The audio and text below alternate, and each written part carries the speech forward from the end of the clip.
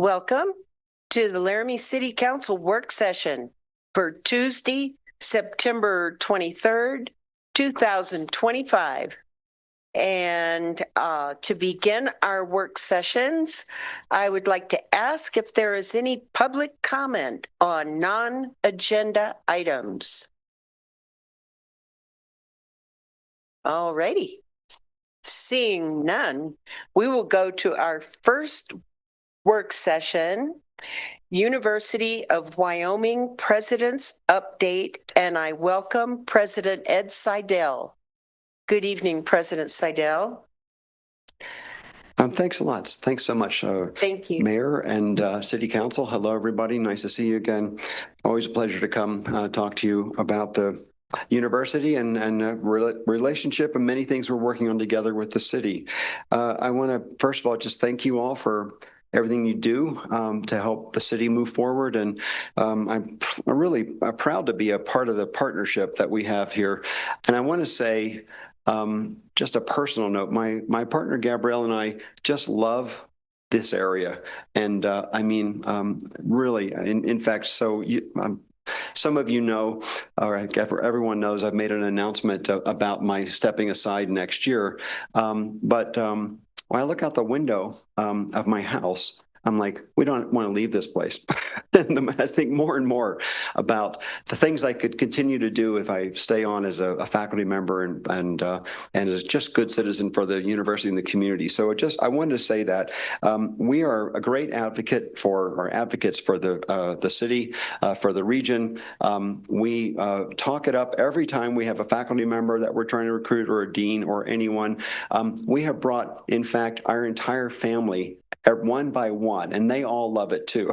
We had my niece come from London this summer and did a kind of a project with Wyoming Game and Fish, and it's really almost changed her life and kind of what she wants to do. She's a biology major in the UK and wants to actually come to Wyoming and so on. So I just want you to all know we have that sense of how it is that we're part of this community, and really, really enjoy that. And we also enjoy what I think is a deepening and growing relationship between the university and the city. And I just wanted to say that we meet regularly, and we're just talking about our next meeting and the kinds of things we're working on together. So I want to just continue to do that. So I mentioned that I made the announcement to the board in July that I wouldn't seek a third term as president.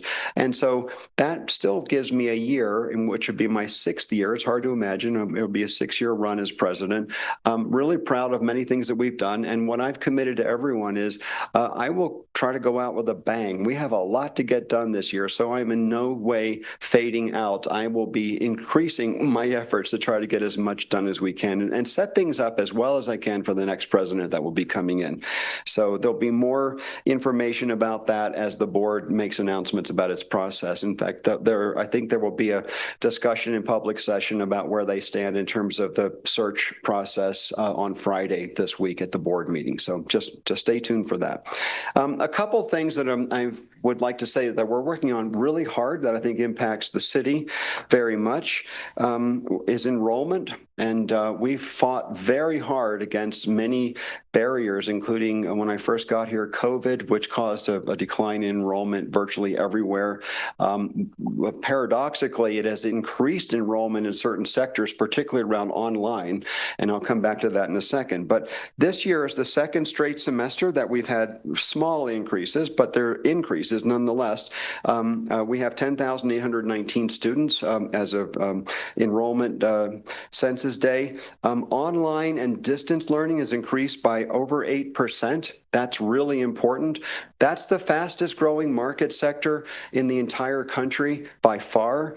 And so some universities are growing dramatically, and it's largely through online enrollment. I was just in Washington meeting with the Council on Competitiveness, and we were actually in the Gallup building, and the Gallup organization has been doing some work with the council to understand how people are thinking about universities and so on. And it turns out 70% of students these days, current university students, want their classes to be online, at least in part. Only 30% want full in-person classes. Now, I will say we know a thing or two about education, and maybe we'd like to promote in-person education, but the point is we have to respond to that. So we have grown our online enrollment, including for students who are students at the university that are in residence. They take some of their classes online, and what it's interesting is that gives faculty actually more time to spend with students in discussion sessions and so on, even though the lectures themselves might be online. So online doesn't mean we're just outsourcing it all like a Netflix subscription or something like that. The faculty are still there and are still engaged. So another number, freshman class, first-time, full-time students is up almost 1% from fall of 2024. New transfer students are a small decrease at 772. Transfers are one of our biggest, most important components, and we're working very hard. In fact, President Schaefer here from LCCC and the university have worked hard on creating a program for co-enrollment and co-advising, and it's really successful. And Joe, we have to talk a little bit more about where we are with that, but I'm really proud of where we've gotten, and it's a model for how we're beginning to work with the other community colleges as well. So we'll do everything we can to help grow that pipeline. Now, here's a number that we've worked hard on every year since I've been here. It's retention of first-year students for coming back from freshman to sophomore year. And so this year, the census showed that we had 79.4% of the students who were enrolled in spring semester came into the fall semester. And that is very good compared to 79% last year. So just, you take a 0.5% a year, sustained efforts. There are a lot of knobs we're twisting on this to make sure that students are able to come back. And one of them is the Saddle Up program. And so I think you might have all heard of this. We have sort of a 1-week boot camp that shows students what it's really like to come to the university. And a lot of them think it's sort of like high school too, but it is not. It is the University of Wyoming, and it's different, and there are many things that are different about it. So it turns out for students who've gone into Saddle Up, we had an 80.5% retention rate. So that's really having an impact. And I just want to say, we'll keep fine-tuning this, and we'll get every percentage point we can get, we'll take. So that's one of our big things. Now that actually leads to, compared to almost down, it was about 75% retention rate from freshman to sophomore year when I got here. And so that means with about a 5% increase, that's a lot of students who actually are continuing their careers. Once they finish that make that transition and come back, they're much more likely to finish their degrees. And so that first year is the toughest one. So we're working hard on that. A couple of other things. I've mentioned this a number of times, but I still want to say it again, that we became last year a Carnegie Research 1, an R1 university. And that means that there are certain criteria you have to satisfy. We're in the top less than 5% of American universities now when it comes to research capacity. And we blew it away. We didn't just eke it out. We're like $169 million in research expenditures per year. And that's up some tens of millions over the last few years per year. That means tens of millions of dollars coming in from federal agencies, from National Science Foundation, Department of Energy, and others that help support faculty, students, and staff. So very pleased with that, and we'll keep working on that. We're also working hard on raising private funds, and that's increasingly becoming a major role of mine as the president. I'm very pleased. Last year, we broke a record by a lot. $69.5 million were raised by the foundation. It's an all-time record. The previous record, it's about almost 9 million. I forgot the last record, but it's up very significantly. And it's not just that we had some big gifts. We also had the largest number of donors ever. So there's broader support as well. We had over 30,000 donors, up about 3,000 from the year before. So again, there's a lot of sustained efforts. There's one gift that I'm so proud of that led to are supporting the tourism and hospitality program, economy across the state. We created the Worth program, Wyoming Outdoor Recreation, Tourism, and Hospitality, going back about 4 years ago. And so the Kemmerers, Jay and Karen Kemmerer, gave a magnificent gift last year, $5 million, to help us build that, and that's going into an endowment. Very, very pleased with that. So that's really struck a chord. They're not alums either, by the way. So that's also, I just think, a signal that we're doing some good things. Last year, I asked our now provost, Ann Alexander, who was leading the Center for Business and Economic Analysis, to do an economic impact study of the university. We hadn't had one done in over a decade. And their conservative estimate, and they assure me that they took the most conservative decisions on every sort of aspect that went into that, is that we have about a $1.3 billion impact on the state's economy annually. That includes the salary, that differential of college graduates compared to students who graduate only from high school. So that's pretty good. And I think it's actually higher than that. And we'll continue to do everything we can to grow our impact on the economy. We have, and I just had lunch there today. I invite you to come check it out sometime. I'd be happy to take you all there. A new dining and housing facility. And if you haven't been to the North Tower yet, it's spectacular. And the ice cream is really good. And it's my, everyone knows I have a sweet tooth for ice cream. And, and I had lunch there today, and I do it probably about once a week or so, and I hang out with students. So if you come see it, you'll see. And the South Tower is going to open up in January. So that's just part of a building kind of boom that's occurred over the last years, thanks to support from the state legislature. We launched a program called Wellness in the West, and it's an acronym, and I forget what West stands for, except it's the West. And it's a comprehensive wellness program for students and employees. One of my top priorities has been to grow support for mental health. Inch by inch, we're doing it. I think we still have a ways to go. Not just a little bit, but it's very important to us.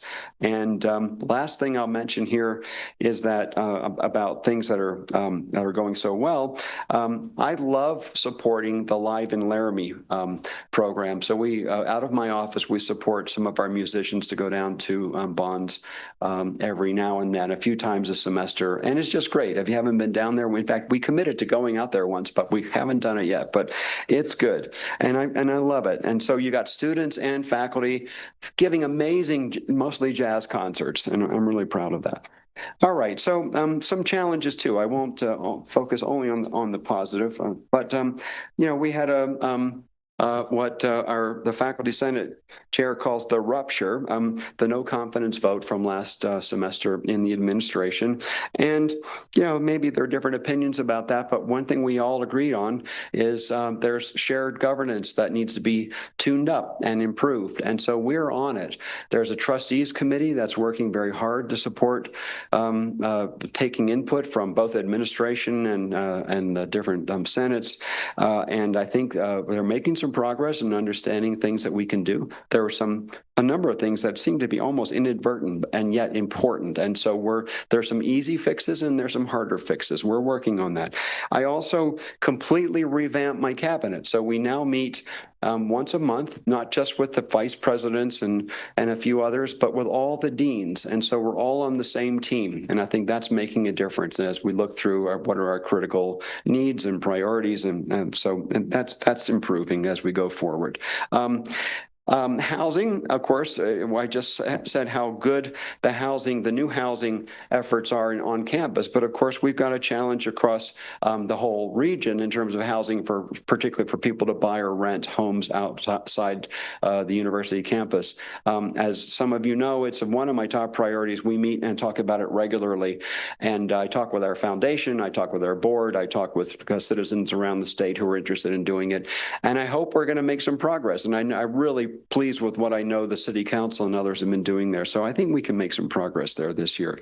I think You all have experienced in the last weeks in particular the freedom of expression issues that have been bubbling up across the nation, somewhat associated with the Charlie Kirk assassination, but just generally across the nation, a lot of polarization. And I took a really principled stand a couple of years ago on freedom of expression, and we had a working group that was not just in the university, but included community members from across the state.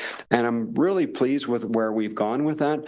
In spite of all the tensions around the Charlie Kirk assassination, and in spite of a power failure, just as we were trying to get started a couple of weeks, was it last week or 2 weeks ago, we had a panel to talk about how do we take an off-ramp from all of the tensions that are bubbling up. And I was so proud of our students. We had students from across the spectrum, Turning Point, College Democrats, and Bridge, Wyoming, together talking about how can we work together to address this, and the provost and I. And I just think it's something to be proud of. It's recognized nationally. By the way, when people talk about the university being a liberal kind of woke institution, I'm told by Bridge, Wyoming, that we have roughly 50% conservatives and 50% liberals in that program, and it's the only one in the country that is actually balanced like that. So I'm pretty proud of that, honestly, and I think we're making some progress there. We're concerned about uncertainties in federal funding. National Science Foundation, the president requested a cut to the NSF of out of a almost $10 billion budget to cut it to about $4.5 billion. We received $26 million in funding last year from the National Science Foundation, and we don't want that to go away. That's part of our R1 status.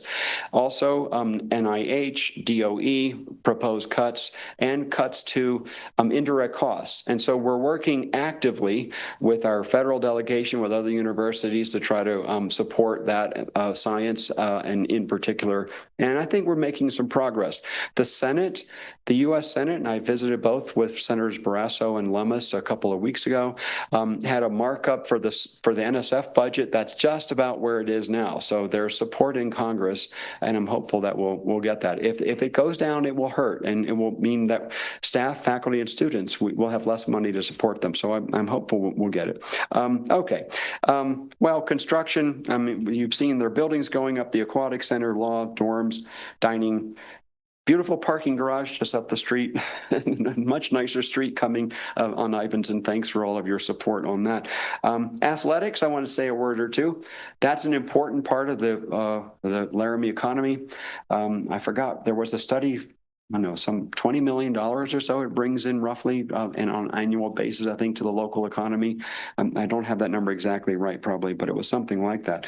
I've become the chair of the board of the Mountain West Conference in the last 6 months. I didn't campaign for it, but I got it because the president of UNLV resigned, who was the chair, kind of unexpectedly, and so I've taken that on. And I've worked really hard with Tom Berman and the other ADs and other presidents.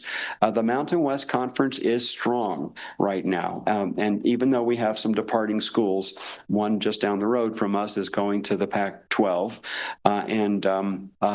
we're holding, not only holding our own, but we're gaining strength there. And if you're concerned about that, we're doing everything we can to continue to support athletics. I know it does a lot for the community and so on. So anyway, overall, I would say we're actually in good shape, and I'm really grateful for the partnership we have with you all, and look forward to continuing it, and happy to answer some questions.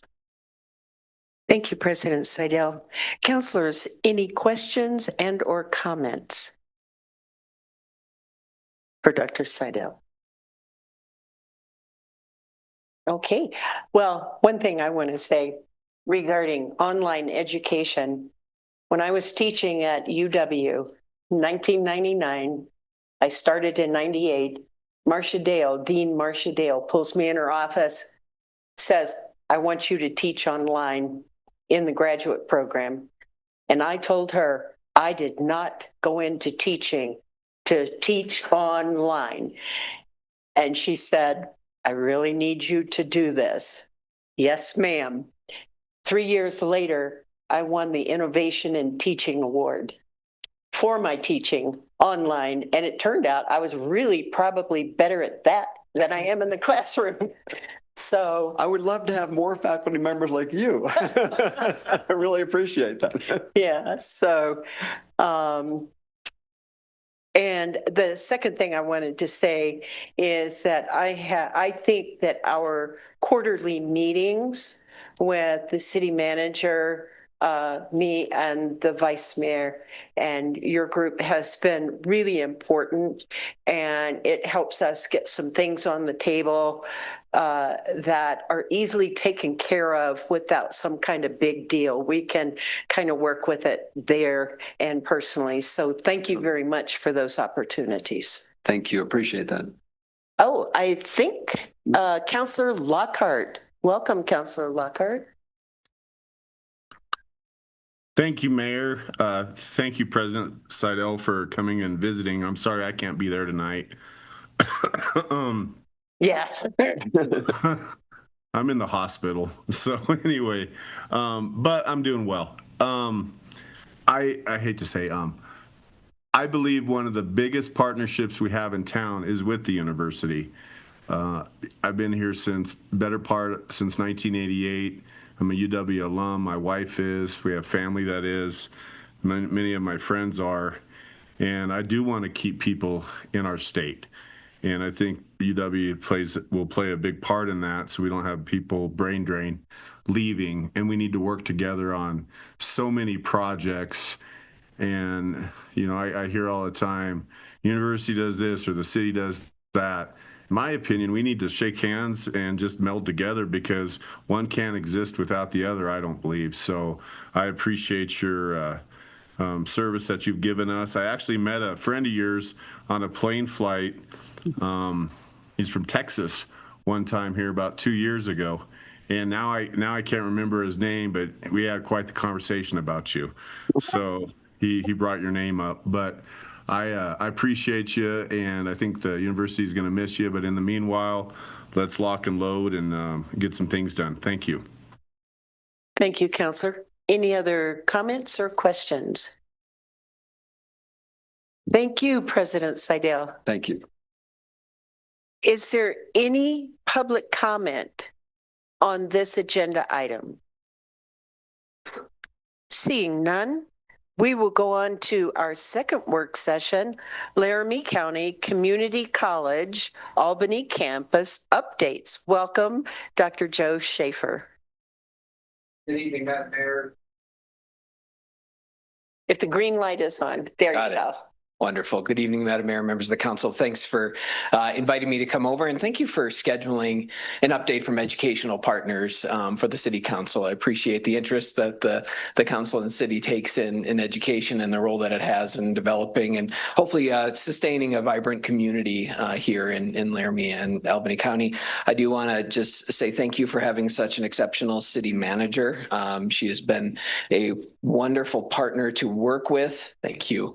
Over the years, the assistant city manager, of course, has been a member of our advisory committee, and just feel like we've had this deep, long-lasting relationship since the very first moments when we started building out there on the campus out of the town, and the relationship that we had there. I'm going to run through some slides that are somewhat LCCC centered, but I'll talk about the Laramie campus as well, and a few things that we're kind of looking at and struggling with a little bit and thinking about as it pertains to our role in Laramie, and would certainly love to hear some perspectives from the City Council on that as well. So I'll maybe jump in with some big things. As you heard, our great friends at the University of Wyoming and President Seidel, under his leadership, is not letting the dust settle, and I think that's one of the things I've appreciated about Dr. Seidel is his willingness to say, hey, we can do other things, we can do things better, we can do creative things. Why don't we figure out how to do that together? And that's been a wonderful partner in helping us think differently about our relationships between the community colleges and the university. And so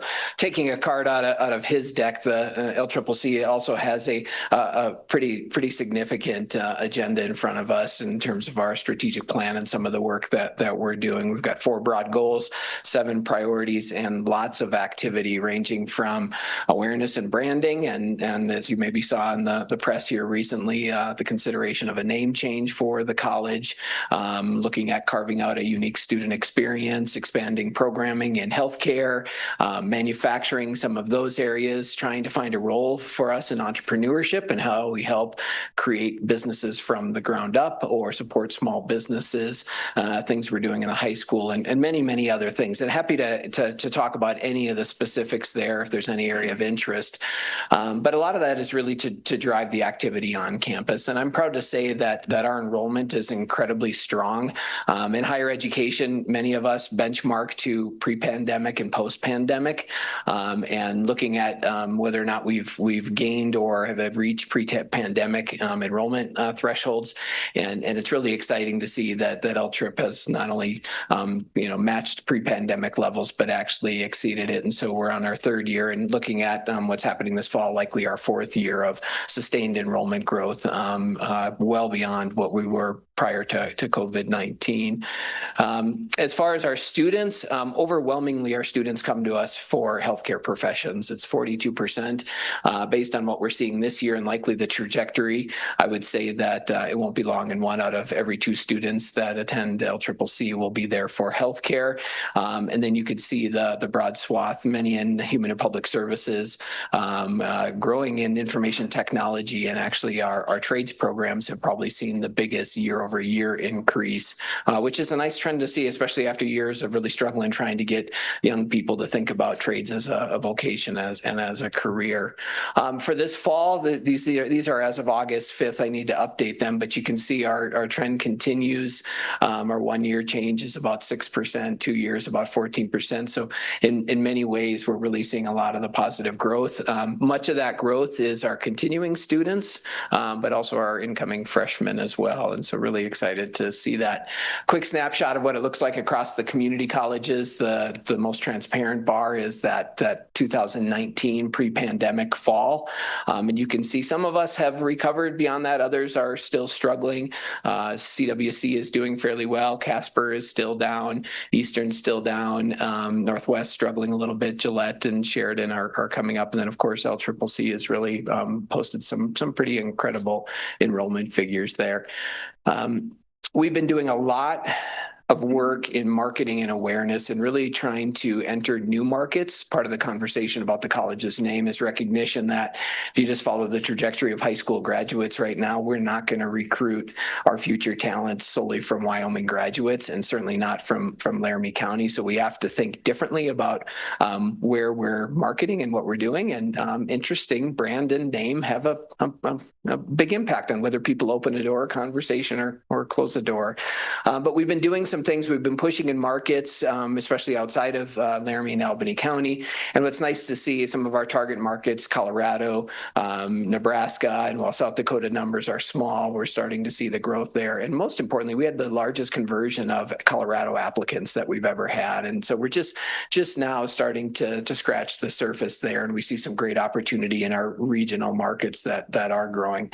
Enrollment's great, but that's really not why we serve students. We want them to actually succeed and cross the stage. And this is just a graph that shows our 10-year history of degrees and certificates awarded. And you can see that since really the last 4 years, we've been on an uphill trajectory. Last year was the largest graduating class, as well as the largest number of credentials that the college has awarded in its history, which is really nice to see, especially as we're still working on enrollment recoveries with that. As far as our Laramie campus, I thought I'd share with you a little bit, and I know, Madam Mayor, you know this, many of you know this, but who we serve and what we do over here, and it's important. So our students, probably the largest proportion of students, well, the two I will say, one is our high school students, and that's an area that's been growing substantially. The number of students from Albany County School District 1, not just Laramie High, but across the district has continued to increase predominantly through dual enrollment, concurrent enrollment. The proximity proximity has been nice because we have many high school students that either walk over or jump on the bus and get over there. And so we do that through dual concurrent enrollment and dual fusion, which I'll talk about in a second. The second largest group is UW students. We have a long-standing relationship with the university to provide some of their developmental mathematics coursework when students need a little refresher or to get up to the standards of the university. We actually provide the mathematics coursework for them on campus. About 3 years ago, we entered into a creative approach of the way we deliver that, which actually integrates the developmental coursework into the college level coursework. So a student can essentially be enrolled in both developmental activities as well as college algebra. And those have been incredibly successful, and we continue to scale the number of sections that we have there. But we also have a lot of dually enrolled students. Sometimes they find their way to us. I have threatened at times I'm going to geofence Prexy's pasture and recruit all the UW students. So don't hold me to that. But the reality is sometimes the environment at the Laramie campus, Albany County campus is a good environment and a good fit for students that are also enrolled in UW. And it's one of the unique things about having both institutions here, scheduling things, size, specific opportunities. So we have a lot of dually enrolled students. We do have some LCCC degree seeking students, but because we don't offer any complete degree programs here, we don't have as many of those. But many of them use the Laramie campus as an on-ramp to the college as well. And then we do adult basic education provider in the community and a significant amount of life enrichment and non-credit workforce development activities. And so we found that the best way we can support developing Laramie's and Albany County's workforce is really through targeted just-in-time training, whether that's working with companies like Tungsten or doing the CDL programming for certain groups. We find that it's easier for us to actually target where there's specific needs by working with specific companies. Quickly, just the majority of our students are part-time and non-degree seeking. I think that's important. 90% of our students are part-time. 32% are high school students. 36 are UW math students. Not dissimilar to the main campus of our degree-seeking students. They're predominantly in the prerequisite coursework towards a healthcare profession, but also many in human and public services and STEM, and about half are female. Our enrollment here in Laramie is kind of interesting to see. We've actually been on a pretty steady decline all the way up until you see that dip post-pandemic as well, and then have recovered a little bit this last year, had a slight drop. Not surprisingly, they follow predominantly the enrollment trends of the university and the high school, to be quite honest with you. What's been interesting, though, the graph on the right is actually the credits enrolled. And what's nice to see is we're seeing more students, or the same amount of students, or actually last year, fewer students taking more credits from us. Which is a nice trend to see. But enrollment has been a question and one of the things we've been monitoring over time. Some quick notables that are really worth talking about. I think our relationship with Laramie High School is fantastic. We have the automotive tech program, which is the entry-level automotive coursework and certifications along the ASC pathway. And we do this through what we call dual fusion. So dual enrollment is when a high school student comes to the college campus. Concurrent is when they're doing a college course on the high school campus. In this case, it's actually our curriculum and our faculty that deliver that on the high school campus. And that's been a wonderfully successful partnership, and the facilities over there have been fantastic. And we've had hundreds of students that have gone through the first stages of automotive certification that really been a nice stepping stone for them into a trade if that's their path. And then, of course, the culinary program that we have there now that ties to some of the great work that they're doing, their food truck and all that, has really been an exceptional partnership. We're expanding CNA training through a partnership with Ivinson, and this fall we'll actually have our first certified clinical medical assistant program in partnership with the high school and with the hospital as well. And many of the slots are funded through a Department of Workforce Services pre-hire grant. Doing some small manufacturing trainings with the manufacturers over here, and just recently I've been working with the fire department to talk about taking over the EMT training for them as well. And so a lot of those things are off the credit books. You wouldn't see them in our credit enrollments, but pretty significant activity over here. From the college's perspective, just highlighting a few things. So we are ramping up and working towards the addition of applied baccalaureate degrees. Really important to note, one of the things that we believe strongly in is the path to the bachelor's degree is still one of the best ways to ensure social mobility and economic prosperity over a lifetime. Our role as the colleges have ramped these up is to be clear, we want to fill a gap with applied baccalaureate degrees that predominantly give a pathway for students with applied associate degrees. Some of the colleges have stuck to that letter of the law better than others, but we really want to focus on that applied side, and some of it's self-serving. If we don't stay in the applied area, we actually devalue the path to the traditional BA and BS, and our AA and AS degrees are foundational degree programs with us. But we have areas we're looking at. Our finance industry folks have been hounding us about more finance people, more folks in the banks and wealth management and the accounting firms. We've got a few of them that are asking us if we can develop an alternative path to the CPA, as it's getting harder and harder to hire accountants in Wyoming, looking at how we might fill the gap with behavioral health, especially at the baccalaureate prepared technician level, and a few others up there. As I said, our trades programming has been fantastic. The apprenticeship programs are growing considerably, especially in HVAC and plumbing. We've traditionally now over-enrolled auto tech, diesel tech, and some of the programs there.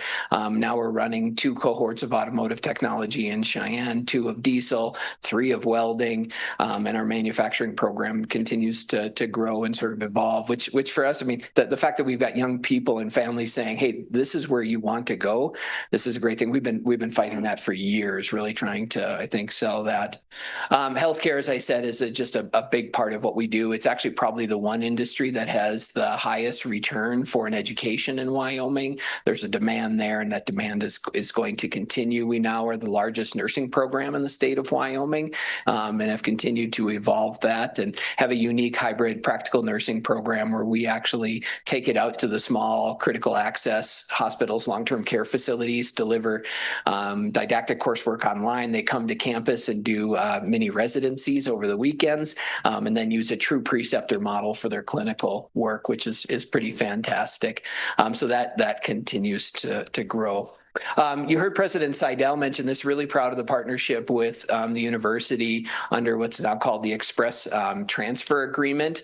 Interestingly enough, as we started digging into transfer, much of the rhetoric that you hear, and I think some of the scars that I know Mr. Smith and President Seidel probably hold, this idea that courses don't transfer, the university doesn't accept courses. I'm here to tell you the university is incredibly gracious in accepting credits and courses from our students. The 2 primary challenges we have is the misalignment of the coursework. And when a community college has a student take courses that aren't part of the baccalaureate degree program at the university, we can't expect the university to apply that as a degree required a course. And that's where we hear probably the largest complaint. And so aligning curriculum is important. The second, honestly, is our students just don't transfer. About half of 50%, about half. So I think 1 out of every 2 students who complete an AA degree or an AS degree in a Wyoming community college, so the first 2 years of a bachelor's degree program, never actually matriculate to a university. They don't go anywhere. And that's on us, that's on the system. And so one of the things I'm really proud of with ETA is the teams have come together and have done a couple of things to really move that needle. The first, they said, hey, let's align curriculum. And if students enter into the community college, say, I'm intending to get to the university, that's the catalog they follow. There's no question, there's no deviation. We know what they need to take, as well as university knows what they will have taken when they come to us. And I think that is incredibly big. But we're also doing dual advising from day one. When a student enters ETA program at LCCC, they are assigned an LCCC advisor, a success coach, and a university advisor. They get a University of Wyoming One WYO card. They get invited to events, have all those special things. And we find sometimes it's just that connection and that relationship actually makes it easier for people to say, hey, that 45 miles over the hill probably isn't that bad. So So I think we now have 7 programs in the ETA structure. This fall, as I understand it, we're almost at 100 students that are in there. And then our plans next year will to take it to all our AA and AS degrees. And so really, really pretty exciting with that. I want to talk budget real quick and try to move through this. You already know this, but it's kind of an interesting, I'll say, conundrum with our relationship between a service area and a community college district. So the college itself receives funding from 3 areas. We get a state block grant that goes to the Wyoming Community College Commission, and then we have a formula to figure out how state funding goes out to the different colleges. We receive ad valorem or property tax revenues from the district. So just Laramie County, it's 5 mills is what the total is, 4 by statute and 1 permissive levy by the board, and then tuition and fees. And those are essentially the 3 legs of our funding stool. We do have other revenues and have been trying to grow those through grants, contracts, auxiliary services, and things like that. Here's where the challenge comes. The way the Wyoming Community College Commission determines how the state money flows is predicated heavily on how much local revenue a college gets. And the model, 15, 20 years ago actually worked quite well when there was a sort of a slow, steady increase of state funding and relative stability in local revenues. The model worked great. Neither of those have been the case recently. So we've had really a stagnation of state funding to community colleges and probably to higher education abroad. And at the same time, we have these massive weird swings in volatility in local revenues. And you could see that top bar. That's just the change in assessed value in 2015 in Laramie County. It's gone through the roof. Whereas many of our other counties have seen a decrease, and the ones that used to drive it, like Sweetwater County, just haven't gotten there. So that sounds great, and people say, well, wonderful, you got all the local revenues that you could need. Maybe before tax exemptions, we might have been there. Here's the challenge with that. So because of that growth, over the last 10 years, we've actually seen about a 17.3% decrease in state funding to LCCC, $8 million. We've seen a 100% increase in local funding, which is great. That's $12.8 million. So over that time frame, we've netted about $4.8 million of additional revenue. Inflation over that time was 27%. So we haven't even adjusted inflationary pressures with that. And then just give you an idea. So in FY15, we went from having 60% of our budget state funded now to 18%.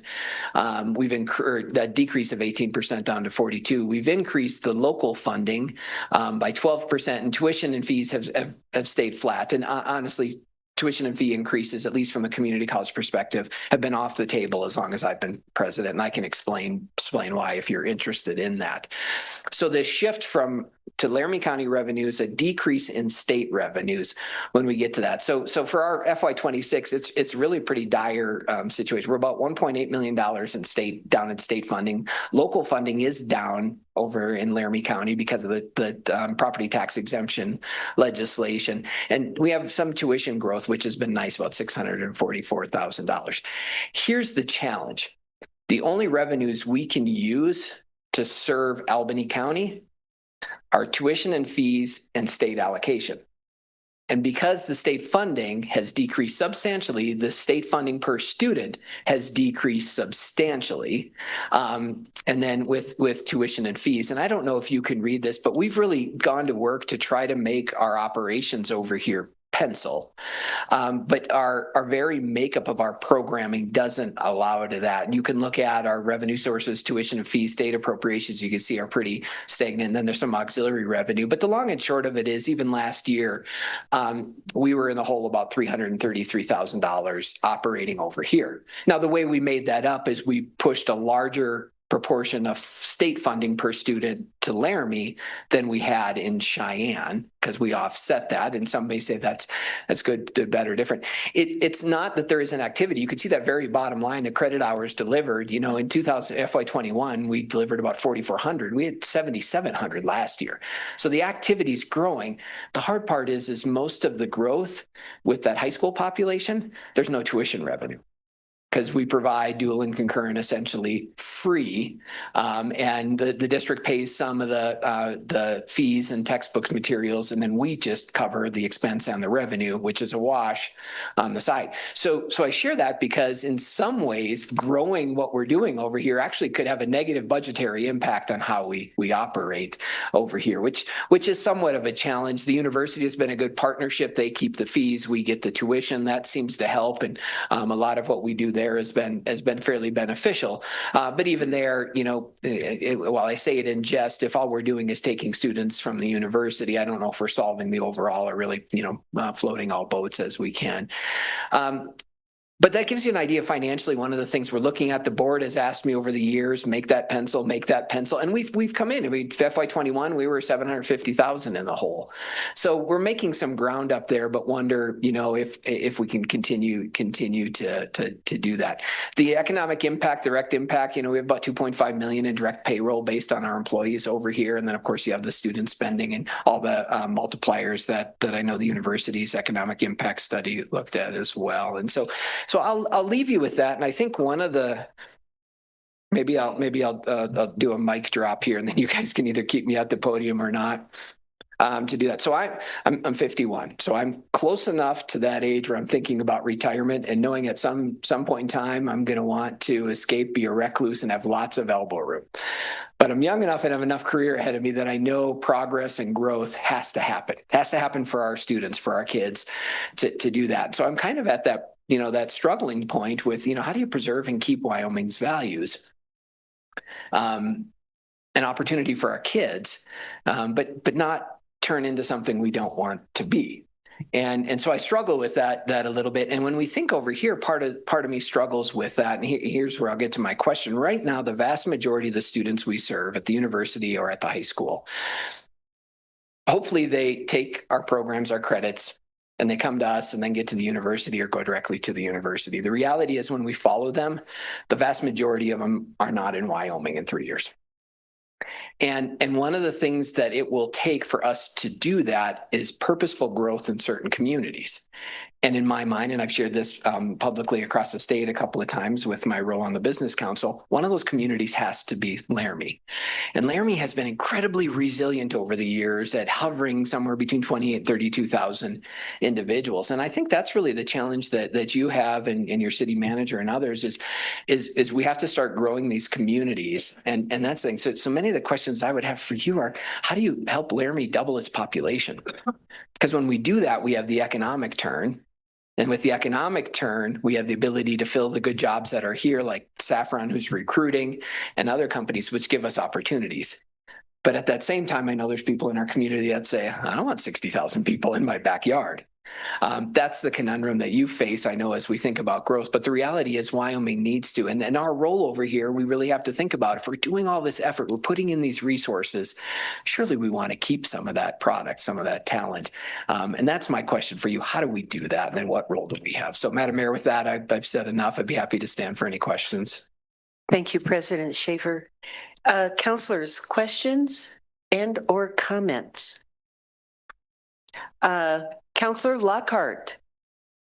Thank you, Mayor. Thank you, Dr. Schaefer. This is a great meeting tonight with all three of the institutional heads here. So thanks so much for your time. Actually, up here at Ivinson, I've had many student nurses coming through wearing LCCC badges. So that's fantastic. And they've been wonderful and learning from the veterans. So I'm glad you have a program like that also to help out. I wanted to comment on your last statement there about how do we grow the community, and that's what we want to do. Because I've always been under the philosophy, if you're not moving forward, you're moving backwards. And so we have to do that, is to move forward. So I appreciate the efforts you're doing is trying to grow what you offer, as is UW, as is WyoTech, so we can hopefully get some more industry into town to be able to fill those positions with our own graduates. So I just wanted to thank you and express my appreciation to all three of you. Thank you. Thank you. Councilor O'Doherty. Hi, this is probably too in the weeds for what I'm just wondering, what does manufacturing look like? Does it look like machine shop, that kind of stuff, where students are learning how to manufacture things? Is that what that looks like? I'm ignorant. Madam Mayor, through you, Councilor Doherty. There is certainly aspects of that. Some of the foundations, milling, machining, CNC, some of that work, even the manual side is still a good foundational skill. Most of what we've tried to do is kind of leapfrog the historical manufacturing training and moving to what's qualified as Industry 4.0, which is far more computerized, far more automated. And in fact, at our Advanced Manufacturing Materials Center, we have a SIM system that is essentially a fully robotic, automated manufacturing and assembly system that teaches students how to CNC program so that you can use a tool to turn a piece of metal to prepare it as a part, but then actually set it with a robotic welder, move it on an automated system that assembles it then with other parts and moves through. And so manufacturing has just become absolutely fascinating in how advanced it's gotten. So the days of a greasy, dirty shop where you're, running on a manual, but that's just not there anymore. So a lot of math, a lot of computer numerical control systems. We use virtual reality and integrated systems. So PLC controllers and things like that. It's pretty fascinating and great job opportunities. It's probably the one sector Wyoming could and probably should grow more to really help diversify our economy. It's a great question. Thank you. Councilor Vigil. Thank you, Mayor. Thank you, President Schaefer, for being here tonight. So for those who don't know, here on the council, I am the council liaison to the LCCC Advisory Council. So we met over the summer, and I just have to say I'm really impressed by the community representation on that advisory council. I think, it kind of a lot of different corners of Laramie have been have been represented rather on that body. And so that was my first meeting and I was really impressed. And I know we only meet once a year. I'd be down to meet more, but not everyone likes meetings like I do. So, and then I would just say to your question about how we grow our community, I think President Seidel mentioned it earlier. I think it's housing, right? And so I know our Albany County Housing Coalition has done a lot of work the past 18, 20 months to address that. And I know a lot of those meetings have been hosted at the Albany County campus. So thank you for being an accessible place to meet and looking forward to doing more work in that arena. Thank you. And Councilor Newman, and then Councilor Richardson, and then Councilor Breed. Councilor Newman, go ahead. I think another way to kind of answer your question, how do we grow, is exactly what you guys are already doing, though. Back where I'm from, it is unheard of for a community college to work with the local university. And my wife's going through the nursing program with you guys and then going to go to UW. So my pocketbook thanks you, which means I can spend more money here. But I think you guys you're doing great things. Back home, that wouldn't happen, and she would have to go through that community college and then go to the University of Kansas and then probably take some of the same classes because it didn't transfer over. So I think part of your answer is what you're doing already. Thank you, Madam Mayor. Thank you. Councilor, the Renew program, the nursing program, is really an exemplar and a wonderful partnership with the community colleges and the university. And hopefully your wife has a good experience all the way through. All right. Vice Mayor Richardson. Thank you, and thanks for being here tonight. Always nice to see you. I'm kind of curious, going back to the property taxes and Laramie County kind of covering Albany County. Are there? How does that work? How was that first established? Is that just through statute that, because there is an arm here in Laramie, those Laramie County property taxes go to cover this, or are there? Just curious about how that all works. Madam Mayor, Madam Vice Mayor, I won't go into the full, we go a long time with that, but the colleges were formed when a county passed a vote of the voters to tax themselves 4 mills and establish a community college district. That's really how they were formed. The state over the years has increased its support for the colleges. As you can see, it's become the majority in some of our colleges. It's 70% of their funding. In exchange for doing that, the state at one point in time, as part of a blue ribbon commission or committee, said we are going to assign each college a service area. So each of us has a district that has the 4 mills, but we are also part of a state assigned service area. And so one of our counties is Albany County to do that. And the theory is that for the state funds that you receive, you will serve more than just your district as well. But we aren't allowed to expend any revenues through Laramie County taxes in Albany County. It can only be state revenues and tuition. And so when we waive tuition for dual and concurrent and state revenues are stagnating, it actually puts increased pressure specifically here in Albany County. Thank you. Thank you. I thought that might be a little in the weeds, but I appreciate that quick explanation. Thanks. Thank you, Vice Mayor. Councilor Freed? Thank you, Mayor. And thank you for the presentation. And, you know, I think the questions that you're asking of us are the same questions we're asking and have been working on in previous councils and community organizations and city staff. I mean, housing growth, what does that look like? And, you know, there are, I know, a ton of housing initiatives that I think folks in this community are working on, which is really exciting. You know, and I think we all play a factor in working together on that. And so I'm really excited to hear that, you know, not excited to hear that there's issues, but I mean, we're all thinking about them. And I think there's going to be some collaboration opportunities down the line that are really going to be important for us to work together. And then the last thing I'll say is I know there's, you know, the idea of young people leaving the state of Wyoming is nothing new. And I know the university and LCCC and other institutions, Wyotech, you know, we know that. And so I know there's one nonprofit called Engage Wyoming that's in Laramie and Cheyenne. I think more often that is always looking at ways to connect with 18 to 25-year-olds, I think, or 35-year-olds is I think their cap on what they consider young people. And so I know there's organizations that have been working towards trying to understand what young people want. And you know, you probably get to hear it more than others or more than us being a part of those young people's lives so often. But, you know, hopefully we can take all this information and work together, but really appreciate what you're doing. Thanks. Thank you. Councilor Shumway? Thank you, Mayor. My question was about the mill tax for Albany County, and that's been answered. Thank you.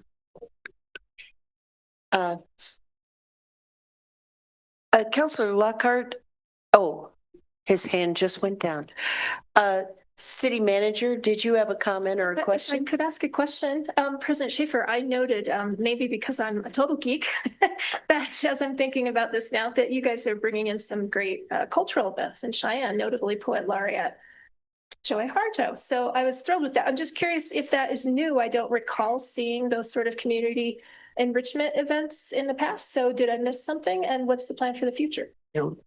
Madam Mayor, Madam City Manager, no, in fact, now I'm a little bit ashamed that those seem new to you. The LCCC Foundation has significant endowments specific to certain cultural events. We have longstanding watercolor workshops, a writer series where we brought you know, nationally renowned writers to do writing workshops and things like that. Poets, we have a wonderful ethics program as well. We probably don't do a very good job of advertising over here. And now that I think of it, I don't know if we've ever once tried to offer one of those over here. And that might be a unique opportunity to partner with the university and all the wonderful cultural things that they do. But we've been doing it, but we'll get the word out a little bit better. Thank you. Thank you. Vice Mayor, do you have an additional question? I do. It's a bit of a follow-up to City Manager's question. And that is, you know, what is the best way for community members to either share what is going on in the community with you all and make sure that information is shared with students, and reverse of that, to best find out what is happening at the community college and at the university and at Wyotech, so that because I feel like things will pass by and I will feel like frequently like, oh, I didn't even know that was happening. So do you all have suggestions as to maybe there's a platform I'm missing or something, or that other community members are missing that we should be tuning into? Madam Mayor, briefly, yes, Madam Vice Mayor. So a couple of things. The first thing I would say is utilize your counselor assigned to our advisory board. We really hope that the community is bringing information to us as well as taking information away, and so utilize that connection that you have through Counselor Vigo. The other thing was the Board of Trustees a few years back actually created formal ex officio trustees, and one of those representing Albany County. That individual used to be Assistant Manager Todd Fieser. It is now Superintendent Dr. John Goldhart from the school district. Utilize him to convey information and to try to do that. And then we're trying to plug in a little bit more deeply with folks like Representative Trey Sherwood and downtown and those types of things, trying to figure out the best way to do it. But I would use the advisory board and the ex officio trustee from over here to be that conduit. But if there's anything I can do, please reach out. Thank you. And I just want to thank you for your participation and your support staff participation in many of the community focused projects and activities I've been a part of, such as the reorganization of Town and Gown, Jenny being involved in that, the 18 months of the Housing Coalition, and almost a year of us meeting every month at LCCC. It just really made a difference, and I can see your commitment to our development by providing that kind of space and recognizing its importance. And anyway, I think that's it, but thank you. You're welcome. Thank you, Madam Mayor. All right. We will thank you. And is there any public comment on this agenda item? Okay. Seeing none, we will go on to our third work session, which is WyoTech updates. Welcome, President Kyle Morris. Good evening, and thank you for having us. I think I've got some slides to go through here as well. So I was here, I believe, in January, and we did an update like this for the first time, and we went through a lot of the history and things like that. And so I've got some of that information here just in case we want to dwell on it, but I'm gonna zoom through a lot of that. So one thing to note, again, with WyoTech and what we do, we're a for-profit. We're accredited differently, we're regulated differently, and not funded through some of the similar models that both Dr. Schaefer and Dr. Seidel were talking about. So we have 9-month programs, which are 1,440 clock hours. So our students are coming to us for 8-hour programs, 5 days a week, and graduating in 9 months. So our students are going to go 6 months in a core program, 3 months in a specialty program, and then they're going to go out into the workforce. Our students are coming primarily from out of state. And so when we look at our statistics, and I've got that in here too, approximately 93% of our students are from out of state. So about 7% are coming from Wyoming, and we typically have all 50 states represented on campus over the course of a year. We have an admissions person in Hawaii who we typically have 20 to 30 students at any given time from Hawaii even. So we focus primarily on giving students the skills in a trade to go out and get an entry-level career.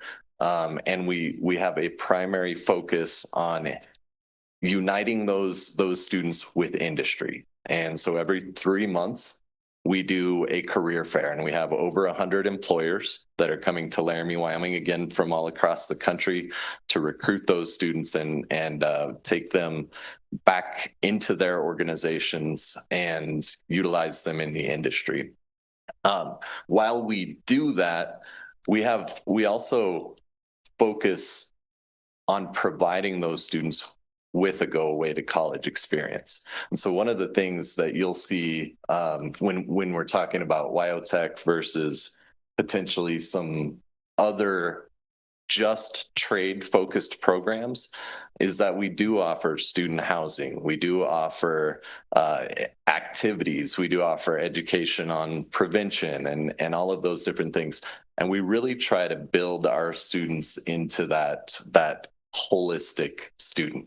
So while we are primarily focused on equipping students with the skills that they need for the jobs, we are also very focused on making sure that they have some of those well-rounded schools. And so you see some of those things up there in terms of community orientation that we do. Our students have a service learning program where they can earn extra credit. Typically 5,000 to 10,000 hours of community service are coming from our students in a given year.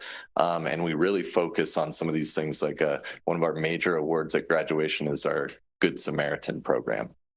So this is very hard to see, but the moral of this story, again, is our students graduate at a rate in the high 80%, and they are placed at a rate in the mid to high 80%, meaning that high 80% of students graduate. Of those that graduate, typically 85% plus of those are getting a job in the field. And part of our accreditation process means that we have to verify that. We have to triple verify that, basically. So we have a department whose primary job is, again, focusing on the industry, preparing our students for interviews, and then also going and tracking down those students and the industry and saying, does this student have a job in the field? So population outlook, again, when I was here last year or several months ago, we talked about growth trends and projects that we have. And so last year, around this time, we had about 1,100 students on campus.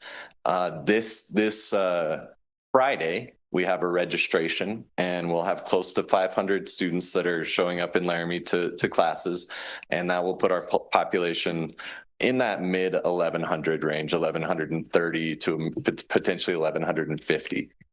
Our campus right now can hold 1,200 students if we have an exactly right combination of all the right students in all the right programs and all the right seats. So very, very close to full capacity, both this year and last year, as we look at the fall semesters. And I think we mentioned this a little bit last year as well too, but if you look at those trends, you see there in April, typically we have a dip in population. And the reason for that is we really focus on high school students. And so the majority of our students finish the school year and they look at coming to class in either the summer or the fall. And so one of the things that's been our focus as we look at additional buildings and other ways that we grow is bringing more students in those April and January classes so that population is more level loaded. So one of our goals is to get to a population of 1,100 plus throughout the year without having that kind of dip in the spring semester. So that's kind of the rehash, the history, the foundational stuff in case anybody missed it the first time. Again, I zoomed through it, but I want to focus more today on some of the updates. And so a couple of things here, but one thing that we are super proud of, you see up there on the top, 2026 will be WyoTech's 60th anniversary. And so WyoTech's been around since 1966. We have over 60,000 graduates out there. Just amazing stories, amazing graduates. And I'm going to show you one here in just a minute, one of our Hall of Famers that we're super proud of. But we were recently recognized by the ACCSC as a school of excellence. ACCSC is our accrediting body. And as you can see up there, they accredit over 650 post-secondary institutions, 150,000 plus students that fall under that umbrella. And last year, or this year, the year that we were awarded with the ACCSC School of Excellence, they awarded approximately 10 schools with that recognition. And so what they're looking at, again, you can see there is schools that have maintained the rigor of all the accreditation standards while also making sure that we are truly focused on student outcomes. So I want to show you guys a video of this student. So 3 years ago, we started a Hall of Fame project. Like I mentioned, we have 60,000 graduates. And one of the misnomers that's out there, even for myself before I came to WyoTech, is the opportunities and is, kind of the broad spectrum of career paths that come out of a school like WyoTech. And so we started recognizing 6 or 7 Hall of Famers every year and really highlighting some of those top graduates. And this is one of the students that we inducted into our Hall of Fame just this last year. Several months ago, we did the ceremony over the summertime. And so while she's pulling that up, I'll give you a little bit of a history. But this student graduated from WyoTech and went into the BMW program, became a BMW top technician, and always dreamed of working on Ferraris. So as he progressed his career, actually got the chance to be a Ferrari technician, and then went on to compete in the Ferrari International Tech Competition. And so here it is.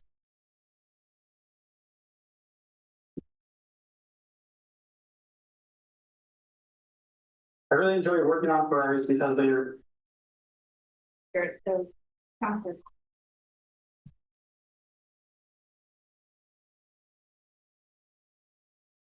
Are really nothing but the best.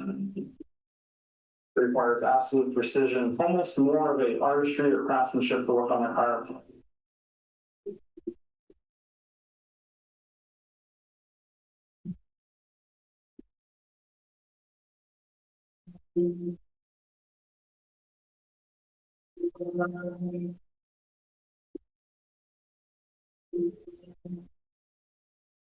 I'm Nicholas Martinson. I'm a manufacturing supervisor at Blue Origin. I'm a Ferrari master technician and a WyoTech graduate.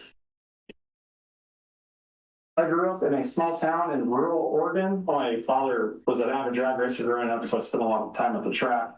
And it was just kind of natural by the time I actually went to get a car that I ended up picking up a much older car and restoring it.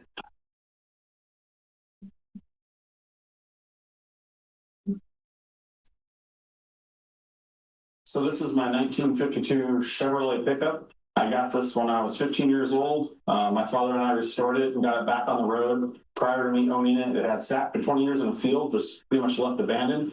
And it's largely how it was when I graduated high school. The only difference that has changed since that time is I suicided the doors, which was actually one of my projects I did when I was in street route at WyoTech. I happened to go by the hot rod shop, and I happened to talk to the owner, and I was showing photos of my truck that I was working on, and he was preaching to me that if I really had a passion for this industry, working on hot rods, that WyoTech was a school that I needed to go to, and that would give me the skills and knowledge I needed. I think everyone knows that they're going there for a great education and this new experience to build it on their own. But I think a lot of people don't realize that it's kind of a new path in your life.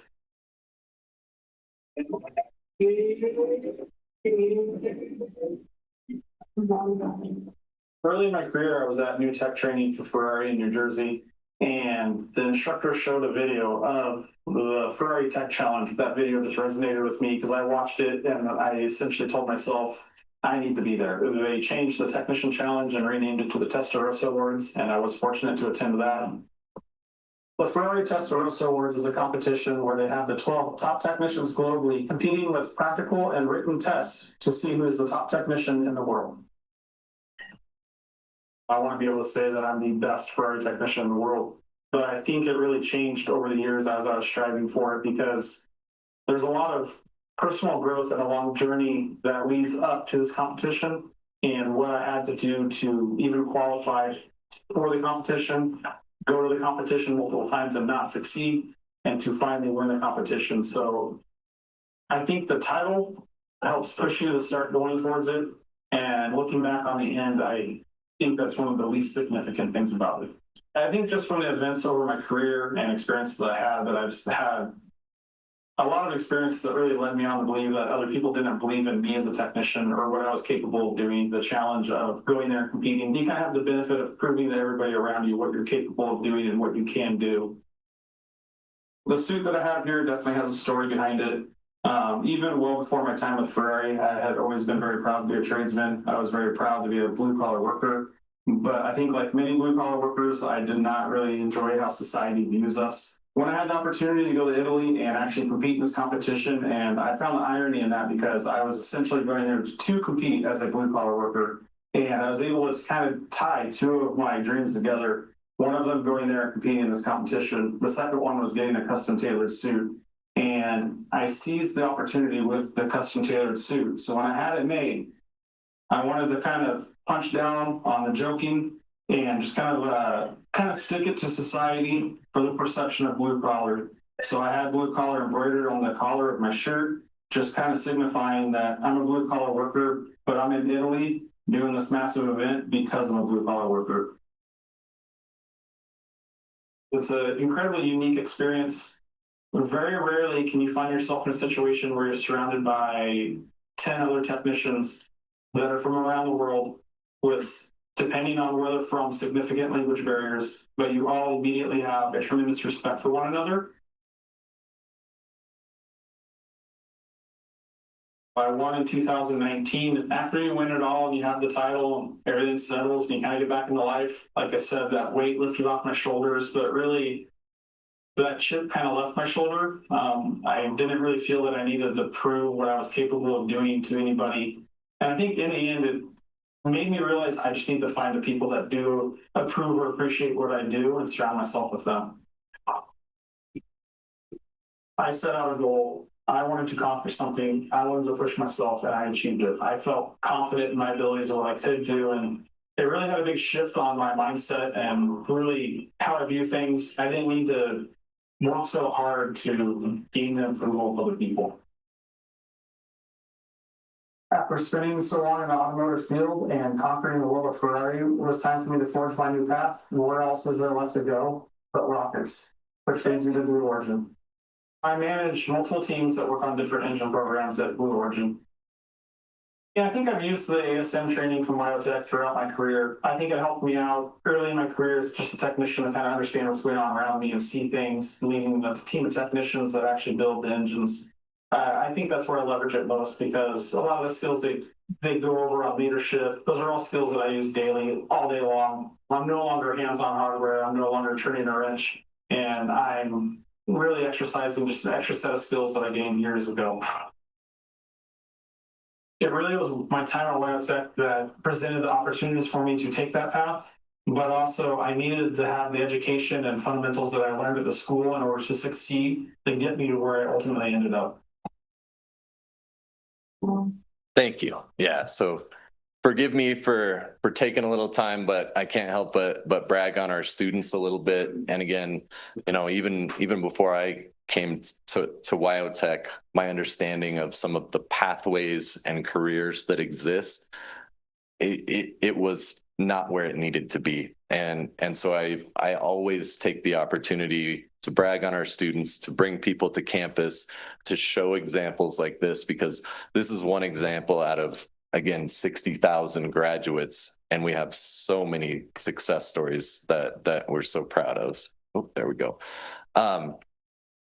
I do want to focus again, as Dr. Schaefer and Seidel mentioned, on some of the partnership with the city and the community, and also our fellow institutions of higher education. So one thing that you see on the right side of the screen there that I don't even think we've done a very good job of putting out into the world is there's a credit transfer program from Wyotech to the University of Wyoming. And so that goes to bachelor's degrees for both the CTE education program and the organizational leadership program. And so we've had the chance to work really closely with Jenna Shem over there at the university and put that program into place. And that's something that we plan to blast out to the world, a little bit more here. But great partnership. And again, another example, as Dr. Schaefer mentioned, that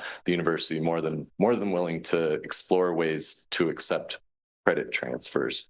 One other thing that's kind of hot off the presses, but we are working with the dining and residence hall people at the university to market meal plans to our students to come to that new dining hall as well. And so, agreed, good ice cream, been there, delicious, had some salmon.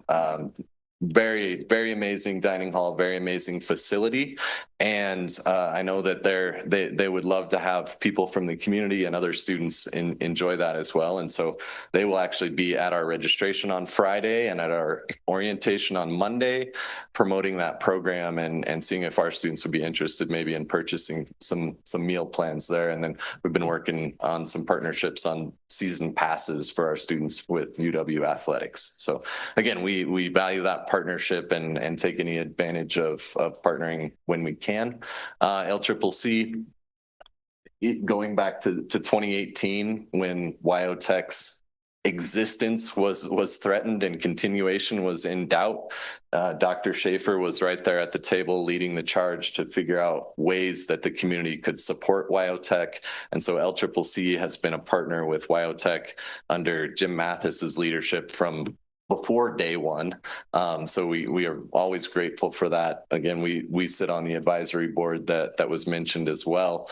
We just donated a truck over to LCCC to help with their it's CDL program. I'm not sure what CDE, but their CDL program. And we often send our staff and faculty over to LCCC for training courses and leadership development and the courses that they put on as well. So we are very happy to partner with both of our higher education partners in the town and feel grateful that they're willing to do that with us as well.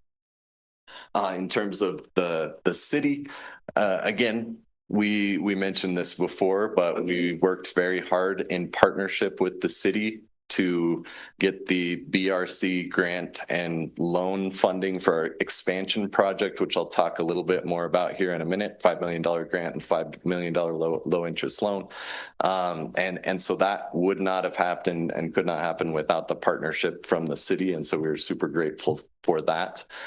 We buy a rec center pass for all of our students. So if you go to the rec center, you've probably noticed them out there sometimes, but that's also something that we value, that partnership, and the city has been great in working with us on a plan to get the students over there.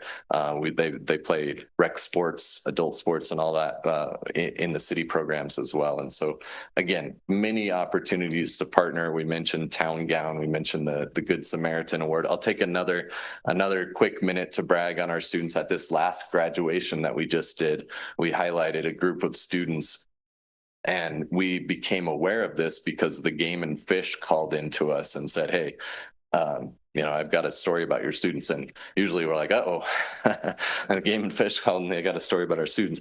But they said, no, this is really good. This is good news. And they told us a story about these students who came across an out-of-state family that had gotten their vehicle incredibly stuck up at Lake Hattie, like buried halfway up, to the passenger door.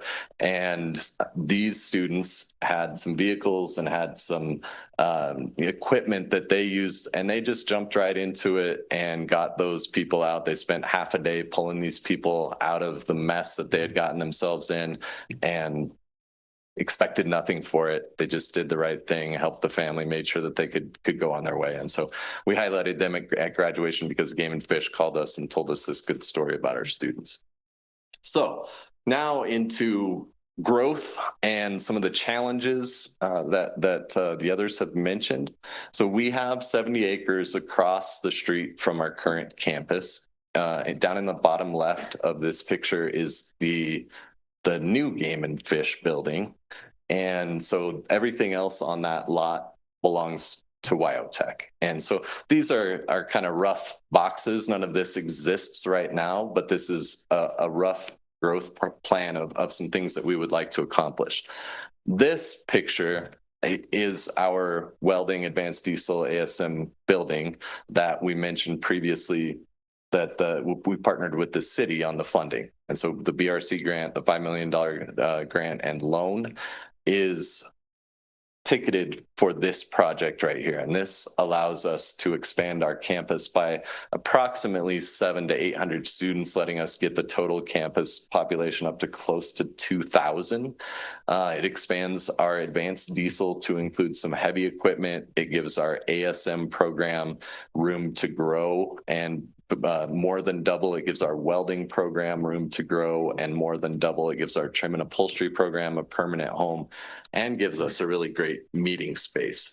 So since we've last met, we've done a lot of design phase work. Actually, just in the last couple of weeks, we met with some subcontractors to get some true cost estimates on, and timelines on this project. And so we continue to drive forward. At this point, I would project this to be potentially we could maybe do a little bit, a little bit of prep work towards the end of the year, but most likely this is going to be kind of a spring kickoff if we get everything rolling in the right direction.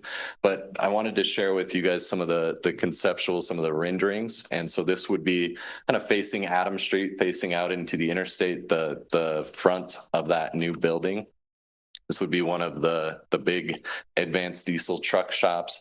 You can see we've got cranes in there. That is becoming more and more commonplace in the industry. And so all of the bays and cranes and state-of-the-art equipment that's going to be in there. This would be our welding shop. So we would add 100 welding booths and potentially have a day and a night shift there. The demand right now would definitely meet that. And then one of the things that we're super excited about in this building on the upper floor is we'd have a meeting space for 300, 400 people. So that could be a community space, but it's also useful for us for career fairs, dinners, smaller graduations, and all kinds of things that would be helpful. So that's a part of the project that we're super excited about, as well as that upstairs meeting space.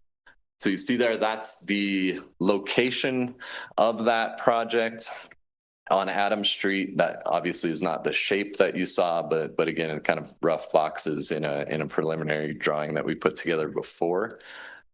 And then the second project that we're currently working on hard is dorms, is a housing project. And we're working with a couple of third parties on this who are interested in building dorms and doing a leaseback scenario with us. And so potentially we see a path to doing both of these projects at the same time and try to get them completed relatively close to one another. I'll pause there and say, I will echo what we've heard tonight in terms of challenges. One of the big things when we envision 700 or 800 more students is hiring 30, 40, 50 more instructors and 10, 15 more staff people. And that's a real challenge in the community right now in terms of recruiting those families and helping them to find that good home that fits them. And so community housing, the overall growth of the community is something that is somewhat of a constraint on us. And as we look at these projects, we worry less about funding and recruiting and finding students, or at least equally as we do being able to find and recruit instructors that are going to be able to find a great place to live in our community right now. And so those are certainly challenges and constraints that we think about that potentially limit growth in this community and limit growth for our institution right now. Another that is potentially a little bit different from the university and LCCC, as student loan funding and some of those kinds of things get different attention at the federal level, where those are going to be and how much and all of that. We potentially see some challenges with Parent Plus loans that our students are using at a higher degree. And so those are a couple of the things as we look at growth and as we look at continuing to recruit students and fill that huge gap that industry has in terms of skilled trades and technicians. Those are a couple of the bigger ones that we have in mind as we grow WyoTech. So with that, I will pause here and take any questions that you want. Thank you. Yeah. Thank you. Counselors, questions and or comments? Counselor Lockhart. Thank you, Mayor. Thank you, Mr. Morris. I'm really excited for your expansion with the dorms and that welding school. That's going to open up even more opportunities for kids and your school. And good to hear about the programs working with LCCC and UW. That's fantastic. My question is your schedule for students. Is there just one class during the day, or do you guys have a day class and students can go at night, or how are you guys set up? Yeah, that's a really good question. So the vast majority of our students are on one schedule, which is basically 7 o'clock to 4 o'clock Monday through Friday. We do have one cohort of students in our welding program that go to school at night, and so they come in after that from 4:30 until about 2 in the morning. And this is something that I neglected to mention, but hot off the presses, we have an offer accepted on a building in West Laramie that we intend to increase our welding capacity and potentially would look to do the same thing. So right now, our welding program, we have 30 booths. And so we have 30 day students and 30 night students. And we're looking obviously to continue expanding that. And so, you know, if all goes as planned with this new building, we would potentially add another night shift. And so that would be a total of about 60 students that are on that night shift going from 4:30 until about 2 in the morning. We don't have active plans to expand night classes, you know, in a big way. One, what we just talked about, hiring instructors, you know, we could, even if we doubled our campus right now, getting instructors, getting people, you know, settled into the community, finding great places, you can't do that in a relatively short amount of time. And so we don't have big plans to expand into night classes. That is something that WyoTech has done in the past at a much larger scale, but it's not part of our plan right now. Thank you, Kyle. I appreciate it. Yeah. Thank you. Vice Mayor Richardson. Thank you. Thanks so much for the presentation. And I also didn't know that students from WyoTech could transfer. I'm curious if you have the data on how many students are doing that and how many of those then maybe, it's probably too in the weeds to find out how many end up staying in Wyoming. But I may have missed that if you shared it. And are you talking about just from the credit transfer program? Yeah, those transferring the 9 months to UW, the CTE, and then to the leadership program. I don't know if you have data on that.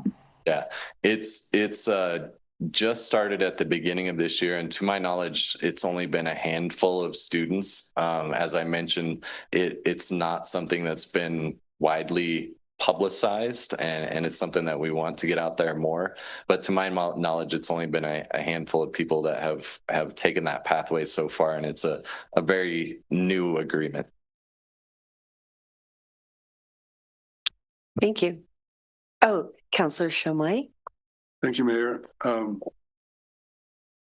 I believe you're a Wyoming product, correct?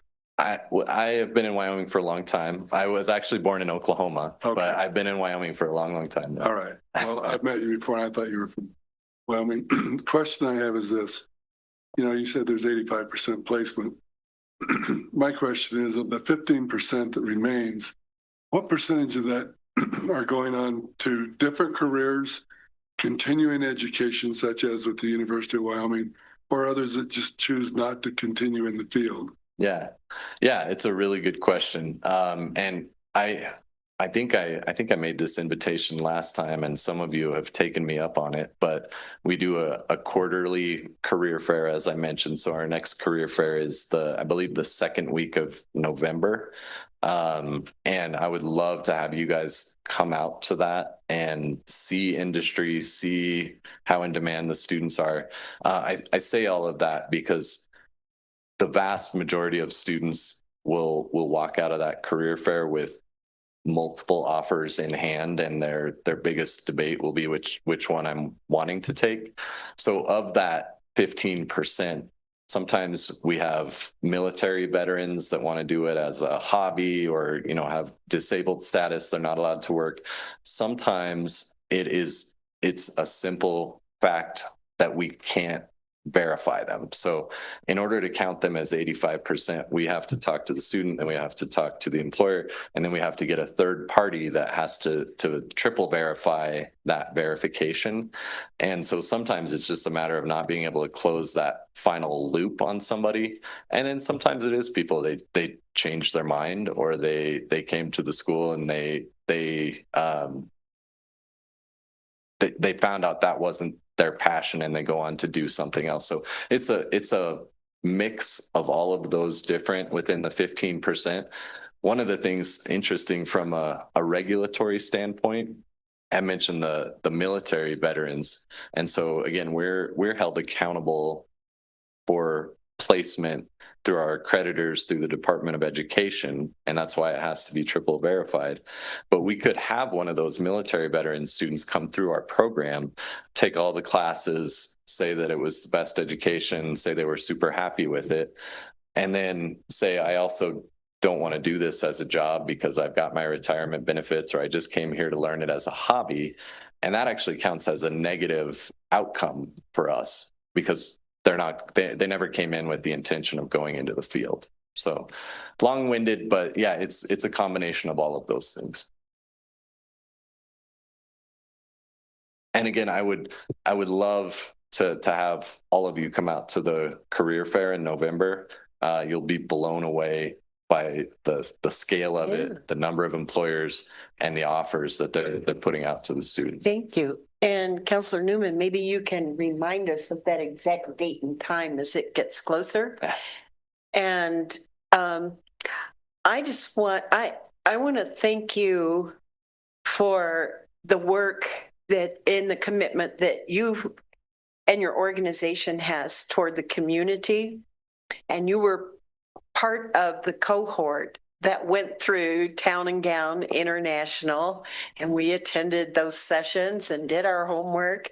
And then your commitment is demonstrated by maintaining connection with Town and Gown and assigning to individuals from student services to continue the work, so that we're able to connect all three of the higher education systems in the city, which I think is really important and was quite an advancement. I also want to comment that I was lucky enough to be invited to the Hall of Fame awards dinner, which was delicious, by the way, and sit at the table with Laramie's own monster truck twin brothers. And it was so fun. And I went with Councillor Lockhart, and you were featuring, like you said, 6 or 7 people. And it was absolutely stunning to see what these students had accomplished, such as the one you showed us tonight, and the brothers, and just to see what these people do with their education. And you just have some real stars that emerge from that, some real personalities too. And I also want to acknowledge the community focus that you have with the students and the volunteer program.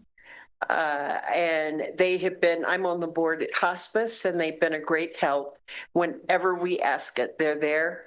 I appreciate the code of conduct and especially the new storage area that has been that is going to be a great relief to the neighborhood. So thank you. Yeah. Thank you. Thank you for the kind words. Yes. And just my final comment before I go to public comment is this has been so encouraging to have all three of our major higher education bodies here, and to hear the way that you are connecting and that we're connecting with you, and that I'm in committees with you all, and that we're becoming integrated in our efforts to make this a better place. So thank you. Yeah, and thank you, Mayor Cumbie, and thank the council and our partners at the city, because that has been felt by us too, and we appreciate the partnership from the city and the university and LCCC, and feel like we can all be on the same team. Thank you.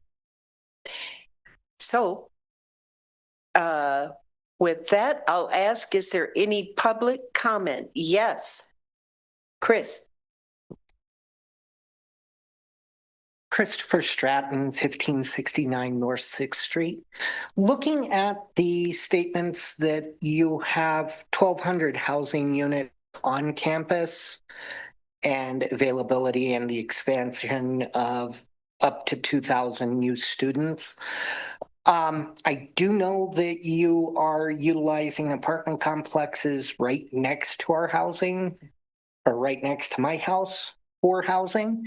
And it is very interesting that you're going for expanding campus and expanding students without first expanding to the point that you're able to actually maintain the amount of students that you currently have.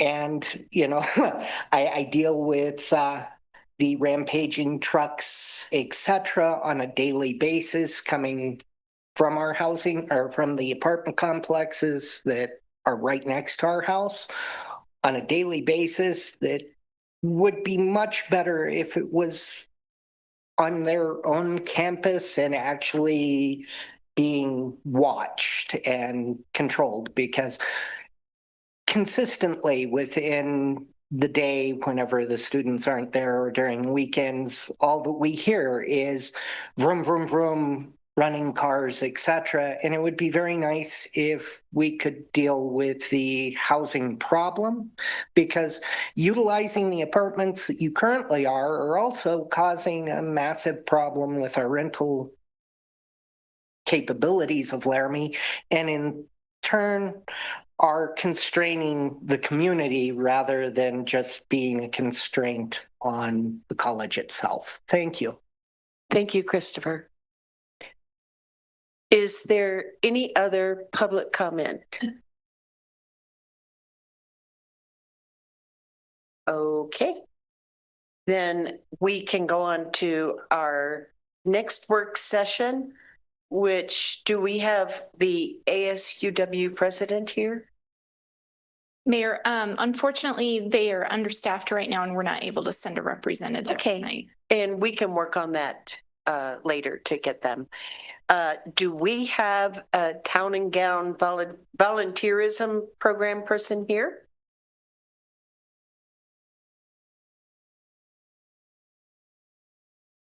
Welcome, Mr. Moen. Hello, Council. Thank you, Mayor. So yeah, me and Shelby have been working on this a little bit. Shelby.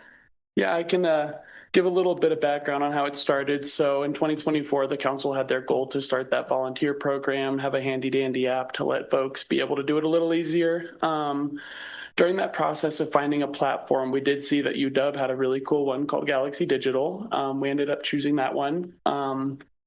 I can't quite recall how the conversation started. I think it might have been through a volunteer fair or something like that, and you can probably correct me if I'm wrong, but we realized that there was a way to link those softwares to allow us to kind of cross-post our opportunities, get both of our groups engaged and really able to cooperate and work together. And so we worked on figuring out how to do that. We met with Zen City, that's a different thing, Galaxy Digital.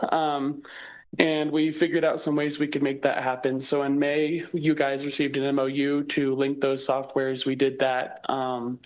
We've worked a little bit together on that since then. The students can now see our opportunities that we post. We've been able to get some UW volunteers that way, in a way that they go through the UW portion of the software, but they're able to see what we're putting out. So that's been very helpful, and we're kind of just getting into the beginning of starting to really use that. But we've been able to participate with UW on volunteer fairs. We've been able to interact, get out with the students, and really get some face time with them. UW has participated with our spring cleanup event that we had, and they've been for years working with us on that spring cleanup. So it's been a really good partnership, and I have nothing but positive things to say with the Slice office. I think our first big project working together with our software is going to be the big event, and I'm going to let Shelby speak a little bit on that since that's her big thing. Sure. Yeah. Welcome, Shelby. Thank you. I appreciate the opportunity just to be here today and express appreciation as well for this volunteer partnership. We've had many Zoom calls, I'd say, trying to make sure that the software works in a way that benefits students, the city, and the university as well as for our portion being open to the community and our 25 community partners that are currently using it as well. The big event is kind of the big rollout of this partnership for us. We are moving this event to our Volunteer Hub software this year so that our student volunteers will be able to register directly for the projects they would like to participate in. And through this conversation, we've been able to use a really unique feature on our software to host the City of Laramie volunteer opportunities alongside opportunities at nonprofits across our town as well. So we're excited to get about 200 student volunteers engaged through these opportunities on one day. It's October 18th. We would love to see you at these sites as well. I know that we're going to be around Walmart. We're going to be up by the landfill. We're going to be doing some cleanups here in town as well. So it may be a little chilly that morning, but we're going to get some folks to work, and really excited to realize this partnership, and also want to acknowledge the City of Laramie has been part of the big event, at least since I've been here. So this will be the 8th big event that I can say for certain the City of Laramie has participated in. And we are really thankful for this partnership because we know that students are not just students who stay on our UW campus when they're here for the 4 to 6 years that they're here with us. They're really residents of Laramie, even though they might not see your services in the same way that we do who live here for longer than that. But we do know through the programs that we offer, 81% of the participants that we survey after the fact say that they feel like they belong more in Laramie through participating in these programs, both volunteerism, civic engagement, in different areas of community service. So we're really excited for this, and just want to again express gratitude for City of Laramie representatives coming to the volunteer fair, coming to just different events that we've put on to help break down that kind of barrier that we can see, because we are truly a town and gown partnership. And I would like to just invite people to also take a look at the software. You can now see all of our opportunities and see this linkage as it is live on Volunteer Hub. And the link to see that is just uio.edu/Volunteer Hub. And we will post those opportunities there, as well as posting them on the main UW calendar. So if you find our cool little Troomba calendar on our website, you can see opportunities that are happening across the university as well. So I am excited to keep promoting the opportunities that we plan together, as well as the things that we are going to be doing here soon. Thank you. And I just want to add a couple of things. We got into the idea of a volunteer app when Councilor O'Doherty, for at least 2 years, had been talking about snow angels and wanting to get volunteers to help shovel snow from disabled elderly people or people who needed assistance. And just in talking about it, planning said, oh, we get stuff all the time about volunteer apps. And so we began to look at the apps and selected one. And it was during Town and Gown meeting that I don't know if it was you but you all were, UW was talking about the app that you were working on, and it turns out it was the same app, which was fortuitous for increased partnership and collaborative volunteerism. So it's kind of a cool story of how these connections keep bringing us together in things that work to better our community. With that, I'll open it up for questions or comments from counselors. Counselor Shumway. I've been neglecting him all night. No, you haven't. Thank you, Mayor. Let me take you back a few more years than what you've already talked about. I recall the first big push for community service was in the year 2000. There was an idea that came from this council that said, let's have 2,000 hours of community service to commemorate the year 2000. We thought if Y2K is going to make everything crash, we're going to have a positive, event during the year 2000. And so that began, and it continued on with the city, taking probably the lead until the big event came along. And the big event really just continued this momentum. And we certainly appreciate the contribution that they make, that WyoTech makes, that everyone in this community makes to make this a community that we all take pride in. Thank you, Counselor. I appreciate even that broader perspective. Counselor Freed. Yeah, thank you, Mayor. Thank you, Brandon and Shelby, for the presentation and talking about what you've both been working on. And I hear members of the community using that volunteer portal or hub, and just looking at it right now, I mean, it's amazing. I've been a part of the big event before, working with you, Shelby and Slice, and you guys do such great work. And so just kudos to you both for everything you've been doing for the city and for the Slice office and the university and the other organizations that have been here, because I think you can see the service that happens in our community. And I know there's hundreds of folks that utilize those things. So really appreciate it. Further, Counselor Vigil. Thank you, Mayor. Thank you, Shelby and Brandon, for your presentation. Shelby, you've only been here 8 years, but I've been here like 15, and I'm also a Slice alum. And so I remember like back in 2010, Slice was working with the city and with various nonprofits. And so thank you for continuing that legacy. I think it's really important and a great example for our Town Gown Association here in Laramie as well.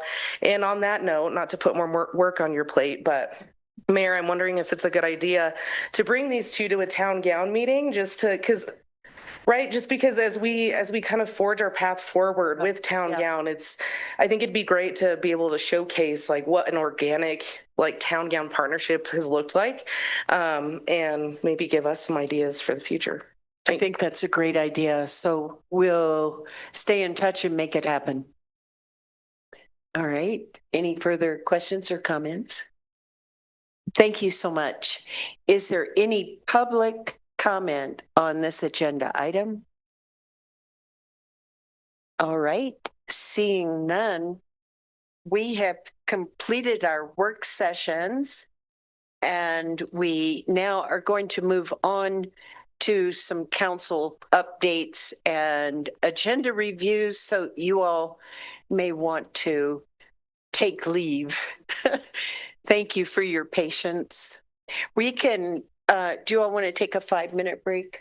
Anyone need a break? No, I'm good. All right, we'll just, so.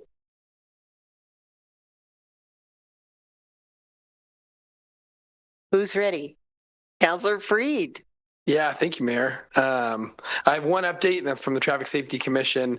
We met 2 weeks ago and had really good discussion. And I think, we're seeing some public input, which is really great. And I think a lot of feedback from the city and some collaborations there on the Traffic Safety Commission. So that's all I have to report. Thank you. Counselor Newman. Meetings, you guys have all picked up for me, so I don't have any updates. Okay. Other than I know Councilor Shumway and Councilor Bowling will be at the youth council, but if somebody else wanted to go in my place, that invitation was open. Counselor Lockhart. Thank you, Mayor. I have one update. I attended a quick meeting with the Urban Renewal Agency last week, along with Director Wade, and basically they elected new officers for the next term, and also they had some good questions for Director Wade now that they're going to be getting money, how it's accounted for, how to get some when they need it for different, receipts and all that kind of stuff. So it was a really interesting but brief conversation. So they're really excited to be moving forward, especially with the 4th Street project coming up. Thank you. Thank you, Counselor. I'll go ahead and go. It's been an unusually light week for me. And I attended the WAM Region 1 fall meeting on the 18th and went over there in Councilor O'Doherty's electric car with the Vice Mayor. And we had a good meeting, and Ashley gave us a really good overview of some of the foci for the legislative session. So it was quite informative. And I was elected to serve as a member of the Leadership Training Services Committee for Region 1. So I will be proud to represent us on that committee. And then I have a good bit of volunteering for groups coming up next week. And that's it. Councilor O'Doherty. The Alliance for Renewable Energy in Laramie had a Sunday event on Sunday, the 21st, for the equinox. And I compiled the information about all the solar arrays that are powering public buildings now. And so we have 5 for the city of Laramie. By the way, the websites are not showing their generation right now, so we need to get those things updated. But the county has 2 solar arrays and another one on the way, and the airport. So that makes 9 solar arrays, just under 25 kilowatts each. So that was pretty cool. That's it. Hopefully those kilowatts will go up. Councilor Shumway. Thank you, Your Honor. I just want to report that there was an event that many of you probably are not aware of that happens annually. They had a clothing drive again this year, which they have over 100 volunteers that take gently used clothing and make them available for anyone that wants to come in from the community at no charge. And then what's left over goes to either Goodwill, the Clothing Cottage, or another source. But another successful clothing drive, they have it annually, and it's one that benefits the community very directly. I don't have any meetings other than the one that's coming up next Wednesday for the Youth Council. I appreciate you reporting on the clothing drive. Thank you. Councilor Vigil. Mayor, I don't have any updates, but if I'm allowed, I can give Councilor Bowling's updates. Oh, yes, please do. Councilor Bowling said our last Laramie Police Advisory meeting was about drone usage in law enforcement, and a big takeaway is that our technology, while operational, needs to be updated based on advancements in tech. Since last update, we had our initial youth council meeting, elected board positions, and we'll have another on October 1. Thank you. And last but not least, Vice Mayor Richardson. Thank you, Mayor. I was at the volunteer fair at UW with some staff, with Brennan and Owen, just for a short amount of time, but it was nice to see the folks up there and to see all that was happening. I also attended the Planning Commission meeting this week. It was really interesting. They tabled basically development for the west side and near kind of the river there, tabled the change to zone, and then tabled the vote on change to the plan, and then tabled the vote for zoning, and they will hold that again October, I believe it's 18th is the next meeting, and really good discussion. And so I actually will probably plan to just go and listen to that again, just to get the insight of that committee and of the neighbors. I've got a meeting that the mayor is going to cover for me this Thursday for beautification, and I think that's it. Thank you, Vice Mayor. And since next week is our town meeting, then we don't have an agenda review.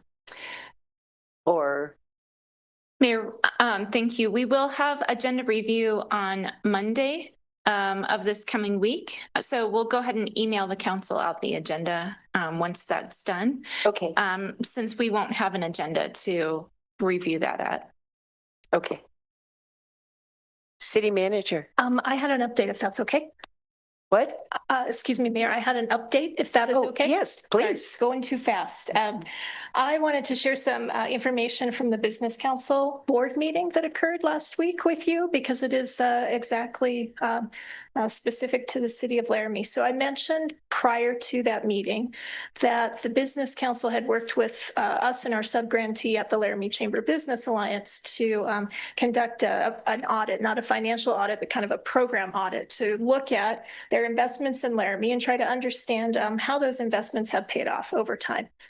So I wanted to share some of the key takeaways with you quickly from that meeting. And I also had composed an email to you to send these slides, which got lost. So I'm going to have to rewrite that, but I'll send it to you so I have the data. But I thought these were really encouraging statistics and somewhat of a testament to the work that the city and the council have done for the last few years. So we have had 19 projects with the Business Council since 2002. The data prior to 2009 is not very reliable, right? And so we excluded the first 4 and focused on only the 15 projects that have occurred since 2009. Business Council grants secured by the city of Laramie and brought to the community amounted to $33.5 million once we take out the Plenty grant, which, as we know, will not proceed forward. And here's what the Business Council's program audit findings found. The cash outputs from that investment by the state have resulted in gross revenue of $5.4 million, net revenue of $2.9 million. As you all well know, we have $2.4 million in our economic development fund, which is a portion of that. And we have reinvested $1.8 million of that back into the community.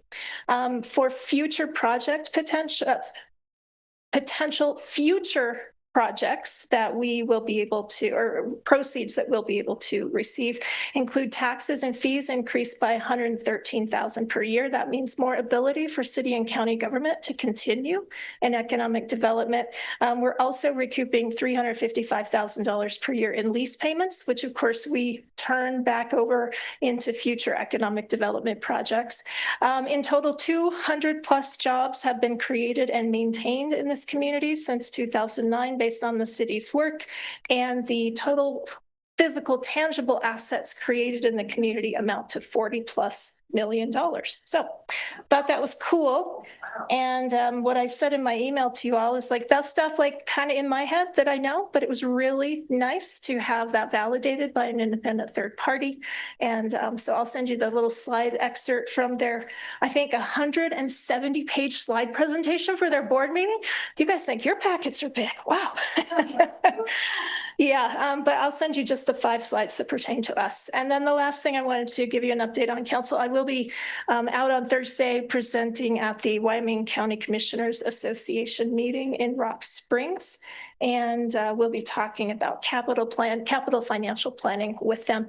But I'm excited to go because they're going to allow me to stay and like go to a couple other sessions that they have on Thursday. And there's a couple interesting things. So I may participate in that. And it's always nice for city folks to be welcomed into county territory. So thank you, City Manager. Councilor Freed. Yeah, thank you, Mayor. City Manager, is there a way that we can either put that Business Council share out in like a consent agenda item or something on our website, just a way for people to see those 5 slides or something? If there's a way that they can see that, you might already have that out there. But yeah, I could prepare something for consent, maybe as an acknowledgement of receipt of. Yeah, something to highlight. It's awesome work that's been going on. Thank you very much. Well, this meeting is adjourned.